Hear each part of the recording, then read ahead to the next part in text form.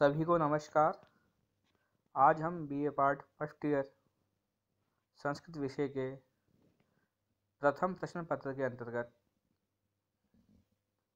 यमक अलंकार का अध्ययन करेंगे। विगत कक्षा में हमने शब्दालंकार अनुप्रास का अध्ययन कर लिया था। उसी क्रम में हम आज यमक अलंकार का अध्ययन करेंगे। यमक अलंकार का लक्षण इस प्रकार है। सत्यर्थे पृथगर्थाया स्वर व्यंजन सहते कर्मेण तेनेव आवृत्तिर यमकम विनिगद्यते।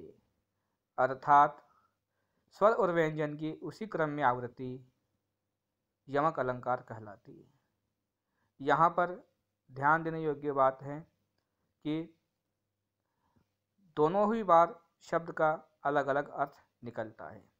तो स्वर और व्यंजन की एक ही क्रम में आवृत्ति यमक अलंकार होता है।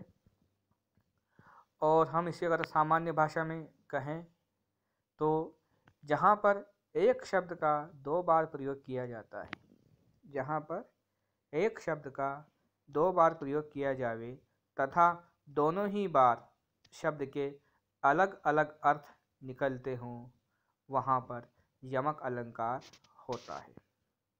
एक बार पुनः देखिए कि जहाँ पर एक ही शब्द का दो बार प्रयोग किया जाए और दोनों ही बार शब्द के अलग अलग अर्थ निकलते हो, वहाँ यमक अलंकार होता है। इसका उदाहरण देखिए, किरातार्जुनीय महाकाव्य के प्रथम सर्ग का उदाहरण है, बड़ा ही प्रसिद्ध उदाहरण है। वनांतशय्या कठिनीकृताकृति कचाचितौ विश्व गिवा गजौ गजौ कथम व्यथितो धृति संयमो यमो विलोकयन उत्सहते न बाधितुम। यहाँ पर द्वितीय पंक्ति में विश्व गिवाऊ गजौ गजौ, यहाँ पर गजौ गजौ एक शब्द का दो बार प्रयोग हुआ है। अब यहाँ पर एक गज शब्द निरर्थक प्रयोग हुआ है, जबकि दूसरे गज शब्द का अर्थ दीप या हाथी है। तो यहाँ पर गजौ गजौ इस प्रकार एक शब्द का दो बार प्रयोग हुआ है और दोनों ही बार शब्द के अलग अलग अर्थ निकल रहे हैं, तो यहाँ पर यमक अलंकार है। इसी प्रकार इसका एक अन्य उदाहरण है जो शिशुपालवध महाकाव्य से लिया गया है। यह बड़ा ही प्रसिद्ध श्लोक है। देखिए, नव पलाश पलाश वनम पुरः स्फुरट पराग परागज पंकजम मृदु लतांत लतांतम लोकयत स सुरभिम सुरभिम सुमनोहरे। यहाँ पर प्रथम पंक्ति में पलाश और पलाश इस प्रकार पलाश शब्द का दो बार प्रयोग किया गया है तथा यहाँ पर प्रथम पलाश का अर्थ पत्र है, पत्ते हैं, जबकि द्वितीय पलाश शब्द का अर्थ ढाक पुष्प है, ढाक वृक्ष का पुष्प है। तो यहाँ पर एक शब्द पलाश का दो बार प्रयोग किया गया है तथा दोनों ही बार उसके अलग अलग अर्थ निकल रहे हैं, तो यहाँ पर भी यमक अलंकार है। हिंदी के मध्य इसका प्रसिद्ध पद्य यह है, कनक कनकते सौगुनी मादकता अधिकाय या खाए बोराए जग में वा पाए बोराए। अर्थात यहाँ पर कनक और कनक ते सौगुनी, तो कनक शब्द का यहाँ पर दो बार प्रयोग किया गया है और प्रथम कनक का अर्थ स्वर्ण या सोना होता है, जबकि द्वितीय कनक का अर्थ यहाँ पर धतुरा नामक वृक्ष है। तो यहाँ पर कनक शब्द का दो बार प्रयोग होने से तथा दोनों ही बार उसका अलग अलग अर्थ निकलने से यमक अलंकार है। यमक अलंकार के बाद हम तीसरे शब्दालंकार फ्लैश अलंकार का अध्ययन करेंगे। फ्लैश अलंकार का लक्षण इस प्रकार है। श्लिष्टेः पदे रनेकार्थाभिधाने फ्लैश इष्यते। अर्थात जहाँ पर एक शब्द के द्वारा अनेक अर्थ निकलते हो, वहाँ पर फ्लैश अलंकार होता है।